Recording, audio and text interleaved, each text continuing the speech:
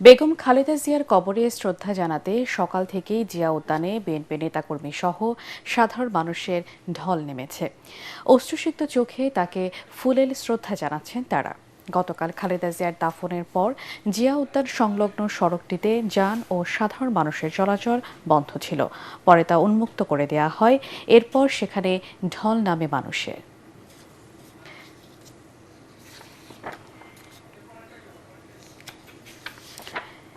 এর আগে বুধবার দুপুরে ইতিহাসের সবচেয়ে বড় নামাজে জানাজার মধ্য দিয়ে অবিসংবাদিত সংগ্রামী নেত্রী বেগম খালেদা জিয়াকে বিদায় জানালো বাংলাদেশ।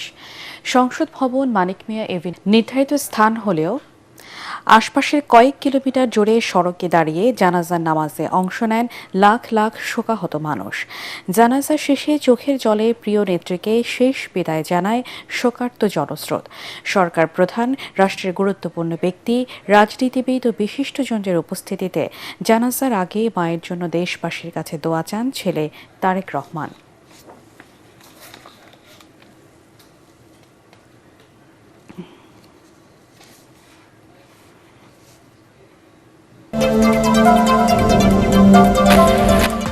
সাবেক প্রধানমন্ত্রী ও বিএনপি চেয়ারপারসন দেশনেত্রী বেগম খালেদা জিয়ার অন্তিম যাত্রায় দায়িত্ব পালনরত সবাইকে ধন্যবাদ জানিয়েছেন বিএনপির ভারপ্রাপ্ত চেয়ারম্যান তারেক রহমান।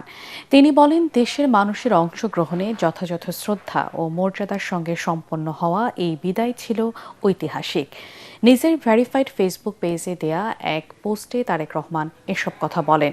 তিনি দেশবাসী সহ জানাজা ও দাফন অনুষ্ঠানে দায়িত্ব পালনকারী সব ব্যক্তি ও প্রতিষ্ঠানের প্রতি কৃতজ্ঞতা প্রকাশ করেন।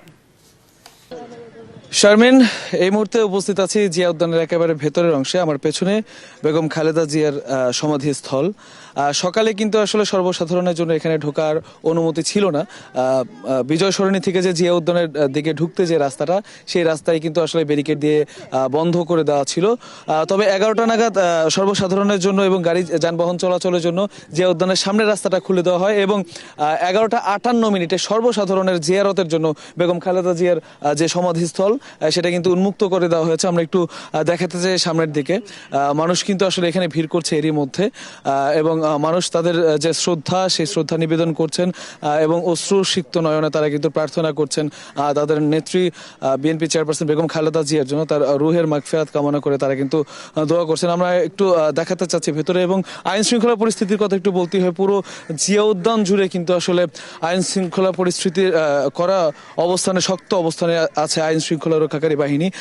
দেখতে পাচ্ছেন নিশ্চয়ই যে তার সমাধিস্থলে আসলে ঢোকার যে গেটটা, সেখান থেকে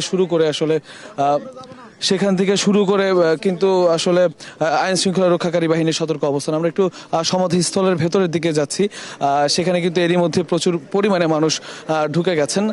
কিছুক্ষণ আগেই কিন্তু বেগম খালেদা জিয়ার সমাধিস্থল পরিদর্শন করেছেন এবং জিয়ারত করেছেন তার মাজার সাবেক স্বরাষ্ট্রমন্ত্রী লুৎফুজ্জামান বাবর, এবং তিনি কিছুক্ষণ আগেই কিন্তু বেরিয়েছেন এবং তিনি কিন্তু অনেক স্মৃতিচারণ করেছেন। আসলে বেগম খালেদা জিয়ার সাথে তার যে অনেক স্মৃতি রয়েছে, সেই স্মৃতিচারণ করেছে। আমরা একটু একেবারে সমাধিস্থলের ভেতরে চলে এসেছি।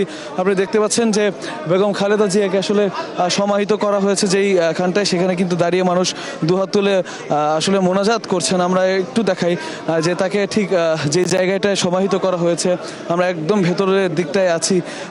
বেগম খালেদা জিয়ার যে সমাধিস্থল দেখতে পাচ্ছেন, তার স্বামী প্রয়াত স্বামী সাবেক প্রেসিডেন্ট জিয়াউর রহমান, তিনি কিন্তু আসলে তার মাজারের পাশেই তাকে হয়েছে।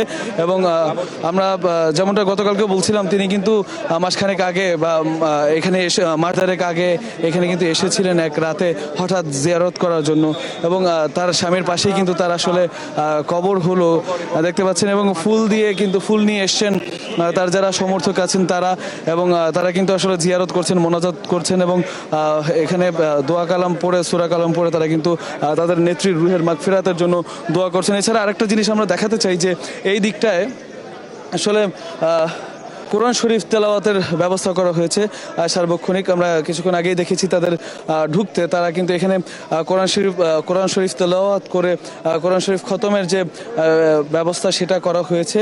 এখানে মাদ্রাসার শিক্ষার্থী শিক্ষক থেকে শুরু করে অনেকেই আছেন, তারা কোরআন শরীফ তেলাওয়াতের মাধ্যমে বেগম খালেদা জিয়ার রুহের মাগফিরাত কামনা করে কিন্তু আসলে দোয়া করছেন। এবং মানুষের কালকের যে ভিড়টা দেখেছিলেন, আজকেও কিন্তু মানুষের যে আসলে আগ্রহ বা আবেগের যে জায়গাটা, যে তাদের নেত্রীর কবরটা একবার জিয়ারত করতে চাওয়ার যে আকুতি, সেটা কিন্তু এতক্ষণ আইন শৃঙ্খলা পরিস্থিতির উপর নির্ভর করে আসলে ঢোকাটা সম্ভব হচ্ছিল না। তবে যখন খুলে দেওয়া হলো তাদের সমাধিস্থল, তখন কিন্তু মানুষজন এখানে এসে ভিড় জমিয়েছেন এবং তার রুহের মাগফিরাত কামনা করে দোয়া করছেন।